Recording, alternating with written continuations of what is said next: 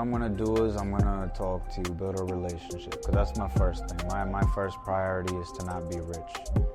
Moving a little over 100 cars in probably less than a month at this point on a monthly basis. I'm not looking to get rich off of any customer or make $1 million tomorrow about. This guy didn't want red. I talked him into red. You know why?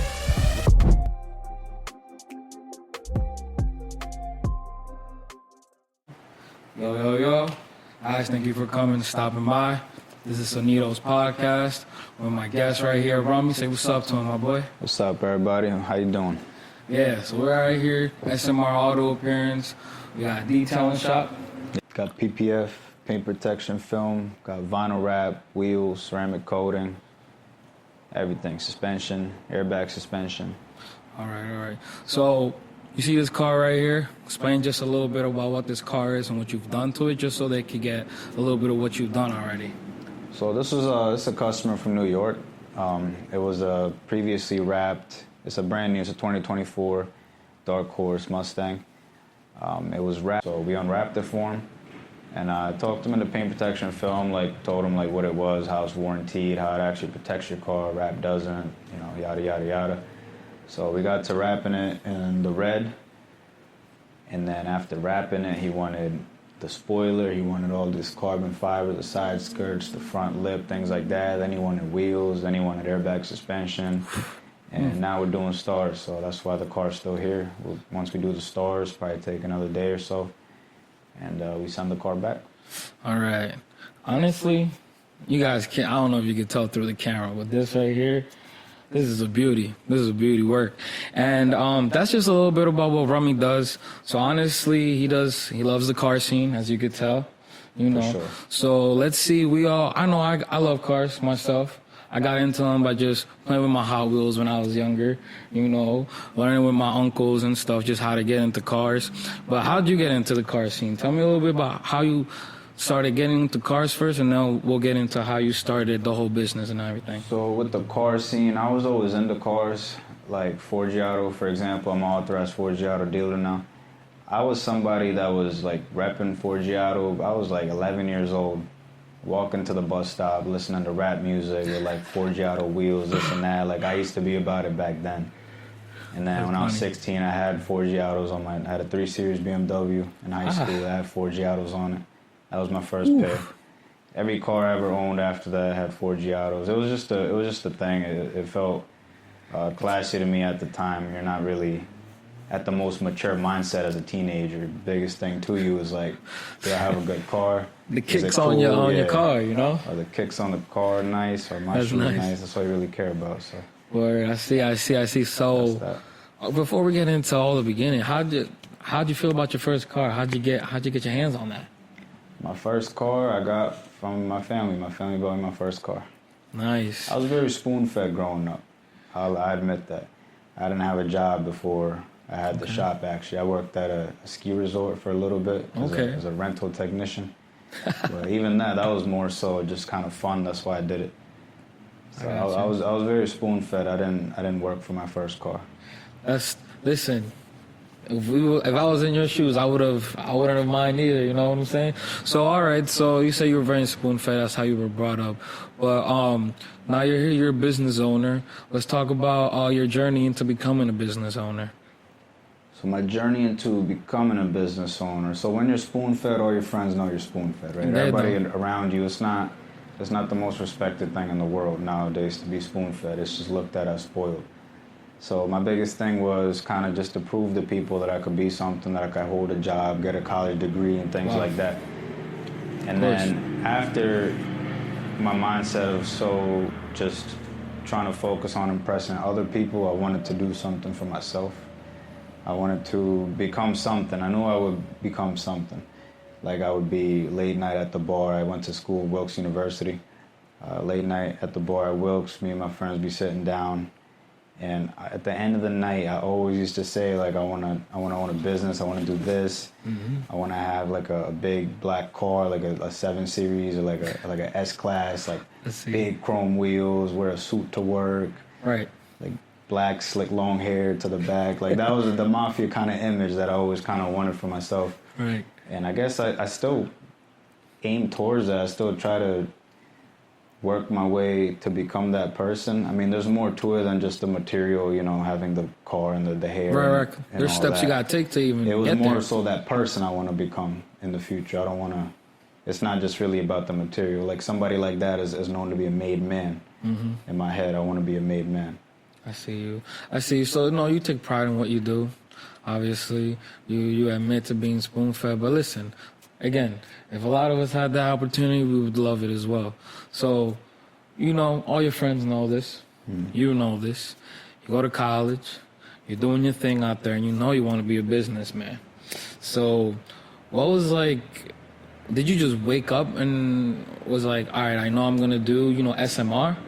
Or was it like, all right, like families got a little bit in with the cars. Let me see how they can help me. Or I know I got this with the cars. This is what I could do. So how'd you conjure up SMR? Like, how did I open? Yeah, how'd you open up? All right, so this story is crazy as it is. This is how it all went down. So I came back from college. I didn't want to pursue anything in my degree or career, nothing like that, which was supposed to be sociology.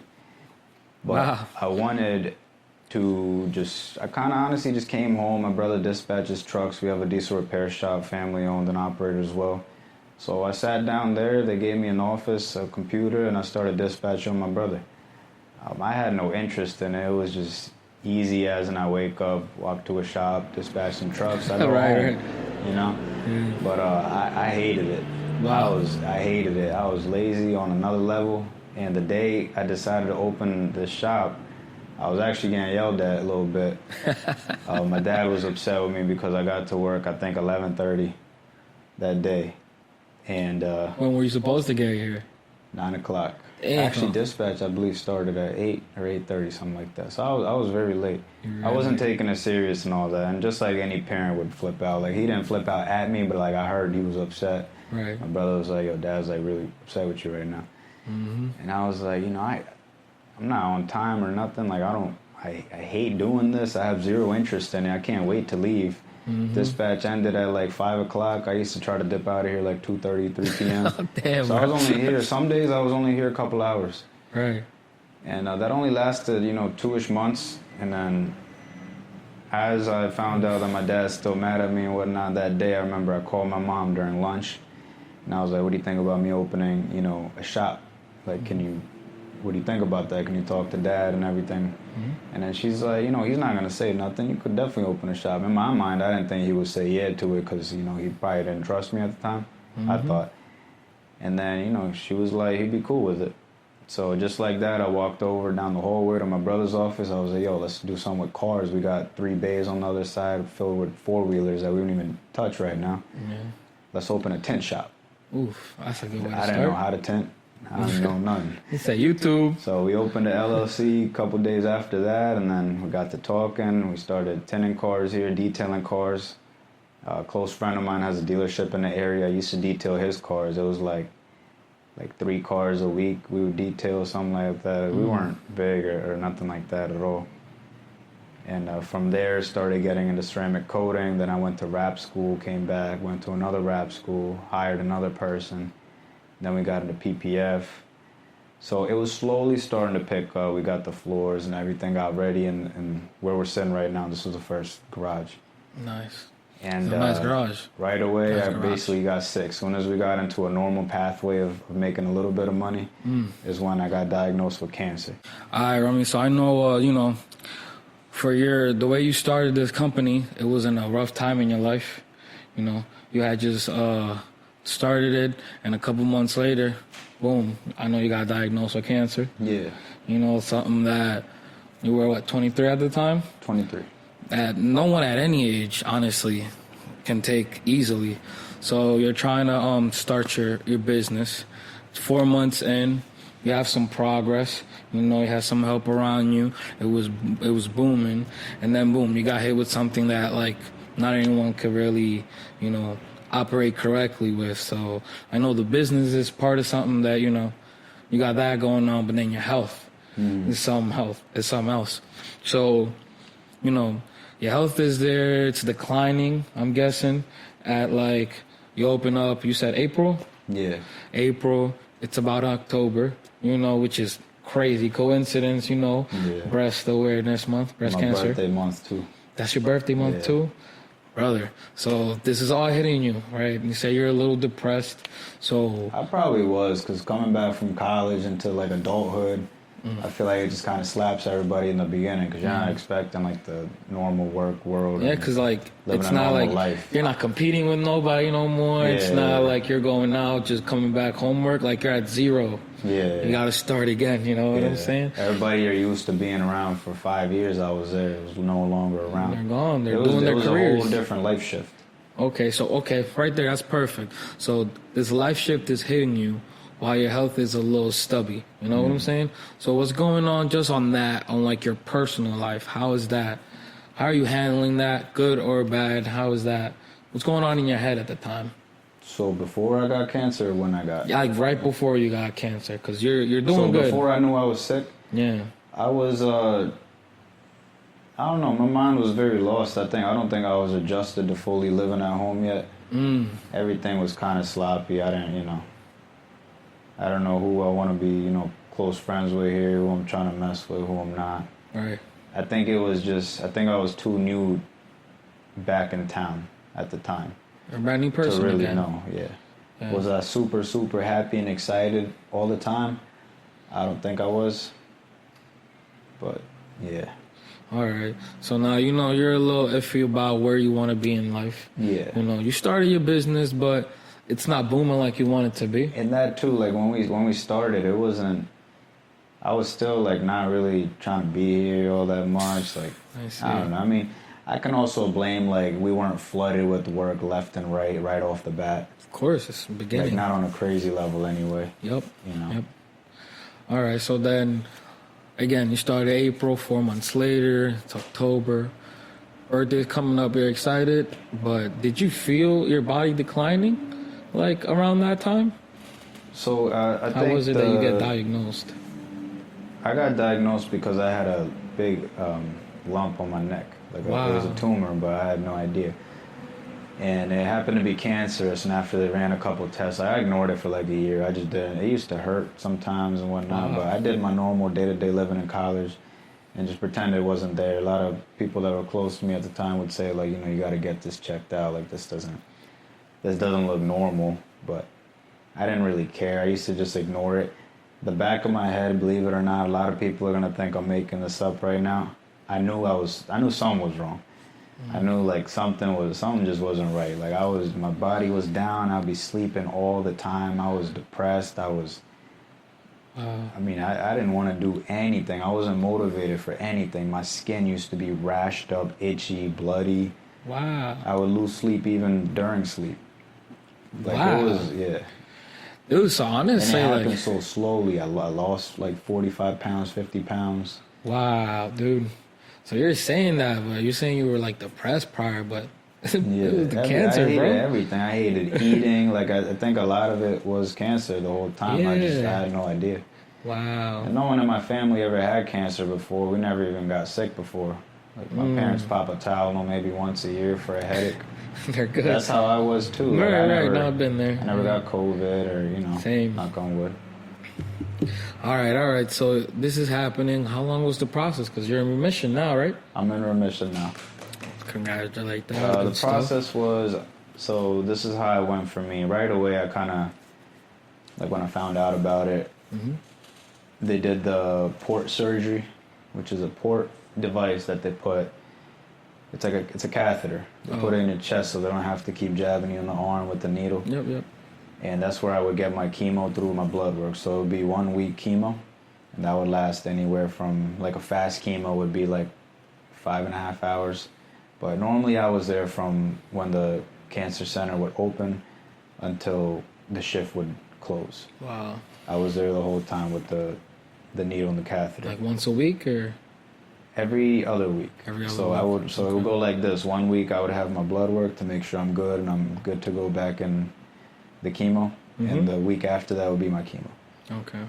And the chemo was stage 4 chemo, so it was very strong. Yes. I used to I used to be a walking zombie, just super messed up until my next chemo. I would feel good maybe for like a day before my next chemo. And even that, like when I got to the halfway point, like after a couple months passed, that's when like I was dying. I was a zombie. Yeah. I wasn't walking up steps. I was a mess. Wow. I was a physical mess. So throughout all this, now your health is declining. You're trying to get better. Everything's going on. You're halfway through. What's happening in the business right now? The business, I'm not here. My brother's here. Oh, so he held it down for you. Yeah, we're brothers. We live together. Everything at the end of the day is all family. We're still we still run together. Yes. Whether it's me running majority or him running majority, we all run together. Like he runs the whole truck shop, the diesel shop right now. Yep. When he's not there, like if I'm making a bill, I'm making a bill. If he's out, if I'm out, he's there on my side. Like it's all connected. End of the day, it's the same name, same household. Yeah. So family is a big part of your whole, Yeah. But at the time, it was hard for him because he had to run this 100%. At the same time, try to make it grow, not just stay alive. And then he had his dispatch side. Then he had the truck shop side. Wow. Along with his normal family. He's wearing all the hats. Yeah, he was everywhere. Okay. But if it wasn't for him, this wouldn't be open today. Shout out to bro. Honestly, families is amazing. We all need them around us. You don't pick them, so it's even better that he can stay by your side and do that. The whole fam. So right now, we're at a spot where you're going through it, but right now you're in remission. Yes. Right now, and that's how long now? April 17th was my last chemo. I got my body back. Like I was able to go on walks and slowly enter the gym like a month and a half after. Nice. So is that when you stepped back into the business trying to do your thing? I started working right away. Right away? Yeah. Oh, this man. You try to do this right away. Yeah, well, not like when you're sick and you're in bed like that all the time. Like I was living a very, very depressive life. Extremely depressive. I was hiding my cry. I cried almost every night. I never cried in front of my parents. One time I did. In my entire cancer journey. Yes. One time I cried in front of my family, but I tried to hide it from my parents, all the pain. I didn't want anybody else to be bothered by what I'm going through just cause that ain't cool either. Nah, yeah. I tried to be the man and, handle my own shit. Hey, you were raised like that, man. You had to do your own thing, bro. Really, that's actually... Yeah. That's different, bro. It sucks, honestly. It's hard. It's very hard. Okay. In the beginning, you're like, hey, I'm the man. I got this. Like, yo, it's chemo. Give it a month. Give it 2 months. Give it 3 months. Tore you down. I don't give a fuck how big you are. You're going to be on the floor and crying. Oh, wow. You don't got leg hair no more. You don't got hair on your armpits no more. That's how strong that stuff is. Really? Yeah. Nothing. All your hair? You don't have any. I didn't have eyelashes. What? Like walking outside, if it's a little bit of sun outside, I used to be walking around like this, squinting. Whoa. Because you don't have no eyelashes. We don't realize these things. Yeah. We got eyelashes. The sun really messes with your eye. Wow. Eyelashes help that. But I never thought. All right, so damn. All right, so onto a better note, right? So you're getting better now. Mm-hmm. Your life is changing. You're getting healthier. And you're like, all right away, I can get back into business. Mm-hmm. What are you doing to get yourself up there and get SMR out of your brother's hands and back into your hands and just pushing it the way you want to? So the thing, I'm pushing it the way I want to. I'm pushing hard, but without my brother, it's not going to be pushed hard enough. Mm-hmm. One person can't do what two people could do. It's impossible. Don't matter who you are. Okay. And when both people are business-minded, things could go above and beyond. Like, I sell wheels. We're authorized Forgiato dealer, American Force. We sell Santi, like Sani, Vossen, HRE. Oh, wow. And rims, for example, I would never be in if it wasn't for him. Mm. He does everything with rims. I'll sell, a set here and there, but mainly that's his game inside. All right. He handles the wheel game. Okay, so he handles the wheel game, but even to this car, you guys have done a lot to this. Mm-hmm. How far deep in the pockets is this one? I want to say the exact number. He's a little over 40. All right, so that's not just in wheels, right? No. What are some of the things that they've done to this that you kind of brought into the business? That I brought in, or that he brought in? You brought in. I would say it's hard to say. Okay, fair enough. It's hard to say. Fair enough. I could say he brought in wheels 100%, but then I'm thinking at the time, a while back, I remember I only wanted, when I started doing vinyl rap, I only wanted to be a rap shop. I didn't want to do PPF. We didn't have a PPF guy. And then he wanted to do PPF. So you said, you know something I don't. PPF wasn't me. It was him. Oh, okay. Rims was not me, it was him. Hey, so at least you could take some good advice, bro. It's a family event right here. Like I like that. He has a lot of push in it, 100%. That's like cool. I can say I'm solo operating day to day, yeah. But still just that initial push and like, say a customer's here and I'm building this car. Like without my brother right now, there wouldn't have been wheels on this car. You know? Fair. I'm sure I would have jumped on PPF and all that here and there, like air suspension. He jumped on that, not me. Nice. All right, so let's get right into it. Every day. So I'm saying I got me a little Lexus IS outside, right? Boom, I pull up. I'm like, Rummy, I want something simple. I want some rims. I definitely need suspension on that thing. I want a new color. How is it that you take care of it? Do you upsell? Do you tell them, well, let's just look at the car? So or what I'm going to do is I'm going to talk to you, build a relationship, because that's my first thing. My first priority is to not be rich. Moving a little over 100 cars in probably less than a month at this point. Nice. On a monthly basis. I'm not looking to get rich off of any customer or make $1 million tomorrow by all means, because fast money goes fast too, right? Yes, sir. Slow money actually stays. So my thing is to build clientele. We're not in Manhattan. Once you get a bad name here, you have a bad name, period, and you're Forever. never, that's a lot of time and money down the drain for me and my family. So the most important thing is to build a relationship. And the second step two would be, after introducing myself to you, you introducing yourself to me, I would look at your car. And then we go in my office, we're going to have a sit down. We're going to talk about what you want to do to the car. Okay. We're going to talk pricing, and then say you want to do a couple things, like you say you want wheels and this and that. Then we're going to try to, work with each other, see what we could do. Maybe get you to finance the whole project, maybe, help you out as much as you can, but not to the point where I'm going negative on the job. Right. I'm still going to make my cut and be happy with it, but it's to the point where you're not putting a hole in your pocket. You know what I mean? Okay. Like these Cybertruck is not hard to wrap. Takes a day. If you straight have edge, two bro. wrappers, it's less than a day. Like that is a straight up refrigerator. Really? That does not cost much money to wrap. PPF material costs a little more than vinyl wrap, but it's still not. It's not a hard car. Like everybody talks about rolling corners and going over your edges with PPF or film, and how you can't because it can't stick to the body, this and that. Like that's all BS, man. You guys are just saying things that it's doable. I've done it.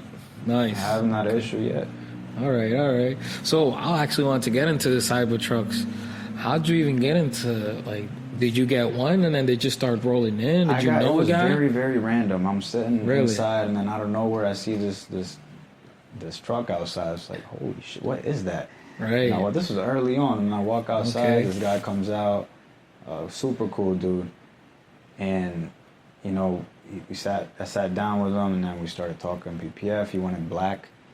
Oh, I did like that one. It was the matte black, Yeah. jet black Cybertruck. That was the first one he did. And that was a PPF job.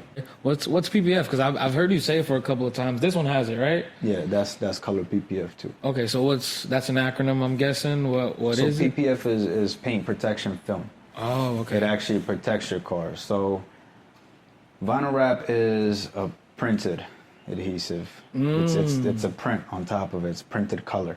Okay. It's just a sheet. It's a sticker. Literally, this is vinyl. It's vinyl. Yep. Now PPF is adhesive. Okay. That's why it's self-healing. Like if you get a rock chip or something, it can heal back to its normal shape because it's adhesive. It'll just melt back. So it protects the car. It's warranted. It's a little more expensive. It's a thicker layer than vinyl wrap. And I mean, people love, and by people I mean myself too, they love the fact that paint protection film actually protects the car. They love the fact that, it costs a little more, but it's warranted. Like, with vinyl wrap, it's just not, it's just kind of a sticker you're putting on a car. Whereas paint protection film, it used to just be, clear, but now they got matte, they got all these colors, so you can add style to your car while protecting it. That's So nice. that's like the best of both worlds. 2 for $1. Exactly. Okay. 2 for $1. 2 for $1. So all right, so you got some Cybertrucks coming in. I wanted to ask about the red one. The red one was dope. Bro, red is my favorite color. So So he that didn't one, actually, this guy didn't want red. what? Talked him into red. You did? You know why? I Lil mean, I Baby love got a red Cybertruck. Oh yeah, I've seen that Remember when one. he posted that? Yes, I do. Day or two after that, he came in. I'm talking to him, and he was actually a good friend of mine, and good friend of ours, I should say. We're good family friends as well. We know each other a long time.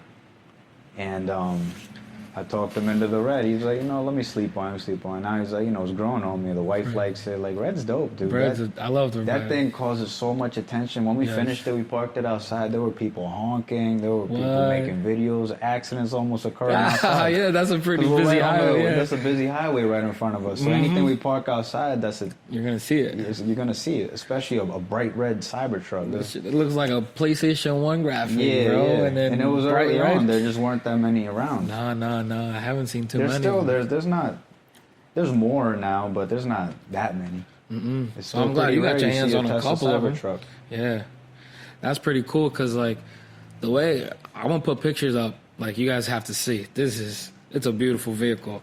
I'll tell you that. So okay, so we got the jet black one, we got the red one, but you don't just do Cybertrucks. You got this Mustang right here, right? What are some of the other cars that you've liked doing, like that you've definitely it's helped your business stand out? So I aim to market to do, now I do every car. Right. Okay. Right. We touch cars that are worth under $5,000. We've had cars that are worth over $500,000 in here. Okay. So all right. So we all know you do all types of cars here. Yeah. We do all types of cars. Is there anything that right when it comes in through that bay that's gonna be a problem? Like, is it the 4 doors, the 2 doors, the bigger cars, the smaller cars? Like, what do you think? Or maybe even on the other side, that's more fun. That Teslas are fun. I see that. I can see that. Teslas are really fun because they're easy and it's easy money. Okay. They're fun to do because you're not gonna really be messing up a Tesla. Right. And they're so fast. Like, if you pull it in, you finish it in like a day. You take it out. It's like, all right, next car. Nice. Nah, you don't have to, take it apart all crazy and spend all this time and all that. As far as a car being a problem, though, no car is really a problem. There's cars that are harder to wrap or PPF or tint, like a Cybertruck windshield. It's not, I don't want to say it's hard, but it's more challenging than, a normal window to tint that. So I don't think any car is like putting a frown on my face. I mean, there's a price for everything. All right, that's fair. Like vinyl wrapping a G-Wagon, I'm not gonna, charge the same amount of money I would vinyl wrap, say, a Model 3 Tesla. Right. Not even close. Alrighty. So has there been one that's definitely stood out to you that's been your favorite out of all the ones you've done? As far as wrap goes? Yeah, just wrap, just colors. Wrap, let's see. There was from Virginia, there was a G63, newer body style. Nice. And we did a army green matte vinyl wrap on that. That looked fire, ceramic coated the wrap. And then we did, he did 24s. He did Asante, black Asante wheels. I need a picture of that. You got that? I do. I'll definitely send me that. We need to show people what we talking about. That was tough. That sounds amazing. All right. So you're doing this, right? You're making these cars up. Obviously, these cars aren't yours. Mm-hmm. So, how are you going to car shows? What kind of things are you doing to get your name out there now that, you got social media? In the beginning, we were doing car shows. The first one I did was, and we were baby in the game. Right. Like, very baby in the game. I had a pretty fire lineup there. There was a Mexico Rolls event here at the Palmer Park Mall, and that was the first vendor, sort of say, that we did.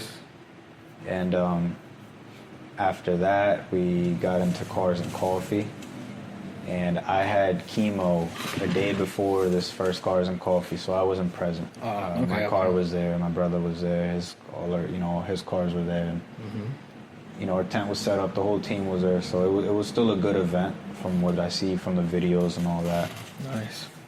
But what I did after that is I wanted to move different. So I don't want to vendor at car shows. I'm not saying that I never will, Right. But like a cars and coffee event, for example, if I'm going there, I'd rather go and enjoy it. And just look at the car. I want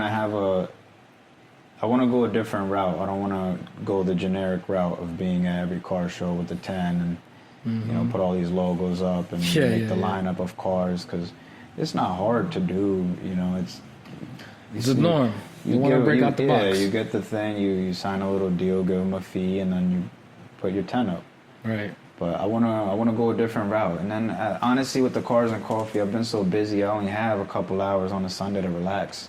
So you want it for yourself? So yeah, I want it for myself too. Like the past couple cars and coffees, it's like it's summer. I'm free this day. I want to go to the beach or something like that. And I don't want to be around cars. Yeah. As bad as that sounds from a business perspective, there are many times I skipped a cars and coffee, especially because we were going to the beach. But that was, you got to see, I wasn't living a normal life for such a long time, so going to the beach was like freaking going to Hawaii for me. Yeah, man. that's just amazing. Down the street to Jersey was a literally big thing. just to Jersey. Yeah. So yeah, I wanted some time to myself at the same time. All right, so this is a perfect segue to my next question. So you want some time to yourself. It was rough for you this last year, okay?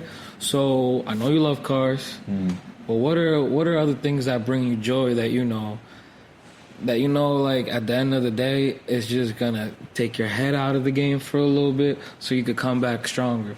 Because a lot of the times, like, this podcast is more so to see who makes noise in their industry. You're doing this with cars. I'm going to be interviewing a lot of other people that are doing similar things.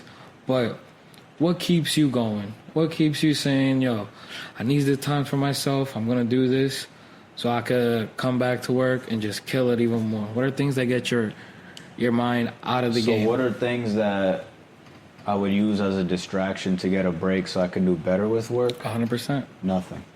What? Nothing. I love what I do. I don't have to run from here. If I want to do better, I stay here longer, and I'm here a lot of the time. Maybe to a very successful businessman, I don't work a lot, but somebody in my age, I work. Like I'll go out and hang out with my friends, maybe grab a glass of wine once a week, and that's Saturday night after I close. And sometimes I'll close at 6 on time, but very rarely. Sometimes I'll be out here at 8:30. So I'm at work very often. I wake up, I go to work. Wow. After work, I hit the gym for an hour. I go home, I go to sleep. So I don't bullshit during the week. I don't go out for no beers with nobody during the week. I don't mess around. All right, so give me a little rundown of the week then. You starting on, you said Sunday, you got a couple of hours. Start on Monday. How's your Monday look through Saturday? My Mondays are just same as every week. A book schedule. Just go take it in car by car. Assign each employee to say one car or two of them to one car. Like if it's a PPF job, if I want to get it out of here faster, and I work with speed. That's the biggest thing. Like if anyone that has booked with me in the past, or you want to book an appointment here, that's some more. You're not going to be waiting 2 weeks or a week or 7 days. Like I don't hold a car that long for anything. Like wheels or something. There's been times that my guy's been here past midnight putting wheels on. Wow. We hustle. We're all kind of focused on the same thing. Okay. Growth didn't come from posting a couple, nice pictures on Instagram by all means. Right. We've been here. We've been working. All right. So perfect segue to that as well. So we. Who's we? How many employees you got going on right now? What's your team looking like? And what kind of sections, categories you got them all in? What do they know how to do? How do you have that set up? So we're a team of 7 people. 7 people. Total, okay. Including myself. Okay. I sit basically in an office and overwatch everything, book appointments, talk numbers, schedule everything, assign everything, just kind of, make everything flow properly. Cool. And my guys are all rounders. Nice. So every single person knows how to do everything. Whew. That's a nice team. One category I can say not every single person knows is probably window tint. Wow, okay. Window tint, maybe PPF, but to an extent even. I can say, like, this guy's better than that guy. Okay. I put the best guys on what they do the best. Fair enough. That's your part of the job. My 2 best PPFers, I won't have 2 other guys PPF that car while they're, detailing. Okay. I'll have the other guy detail the car. 2 best PPFers are going to PPF. Okay. That's the best way to get it out of the shop fast. Yeah. Because you want the job done fast, but you want it done correct. Okay. I see that. So you've been doing that. You got your guys. I saw some time ago on social media you had a little class for people. Mm-hmm. Is that still going on? How's that going? How'd that go for you? I wanted to jump into that. I got a lot more interest from the public than I thought I would. I was expecting maybe like 5 or 6 people would hit me up. Right. We were getting pretty swamped with that, and it was cool, but unfortunately I had to cancel that particular class for personal reasons I'd rather not discuss on camera. Right. But am I gonna do something where I'm teaching how to rap, or we as a team are teaching how to rap or offering classes? Because that's very common in rap shops. Yeah. Maybe. All right. Is it my is that my motive? Not really. No. If it was, I would have done it, of course. Right. I think I'm more focused on just moving customer cars right now. Okay. So you say you're more focused on moving customers' cars. Yeah. You say you're moving about 100 a month. A little over 100 sometimes. A little over 100 a month. Yeah. Has that? And that's everything, like details, tanks, right, just suspension everything. work, wrap, everything. Has that number been going up since you started? Has it been fluctuating? Yeah. Yeah, big time. Wow. Big time. All right. So you got detailing here. You got the PPF. You got window tinting. You got all that. And how do you keep getting customers in here? Word of mouth. Really? That's Word working of mouth, for you. Advertising. Word of mouth is probably the biggest thing. I never, Nice. I don't sit here. I don't talk bad on nobody. I don't talk good on nobody. I'm about my business, and I handle what I handle, and that's that. That's nice. And you come in here with the car and you want work done to your car. I'm gonna sit you down in my office, like I said earlier, and we're gonna figure out a plan to work with your car where it's worth it for you and it's affordable for you and it's worth it for me. Perfect. And then once that happens, we shake hands and we start on the car. Alrighty. And if your experience was good, word goes around and you send someone else. Like those Cybertrucks, the first one that we did, the customer was so happy that he sent me, technically the other guy, he was at Sheetz or some kind of gas station, he was fueling up. Oh, wow. And somebody else bought another one, and he was like, how did you change the color? Your truck is black. How did you do that? He's like, I got these guys over here, they mess with the trucks and they do rapping and all that. Mm-hmm. So he sent them over here, and that was number 2. Second one that came, I made a promotional video and it talked about what we did, this and that. And it was so early on in the game where like Cybertrucks were like unheard of almost by a lot of people. Pretty much, yeah. They were just coming out. I boosted that ad and it blew up. After that, it was like back to back to back to back. I would have to take a second to think about how many we did, Cybertrucks. Really? Yes. Oh my goodness. Okay, so you're talking about the social media and boosting your stuff. Mm-hmm. How is it that you get your name out there through social media? Because I've been seeing your stuff, bro. Everything is done professionally. I call filmers in, photographers in. Okay. I don't, all I do is post it. Nice. My brother's pretty good with marketing. He boosts everything for me.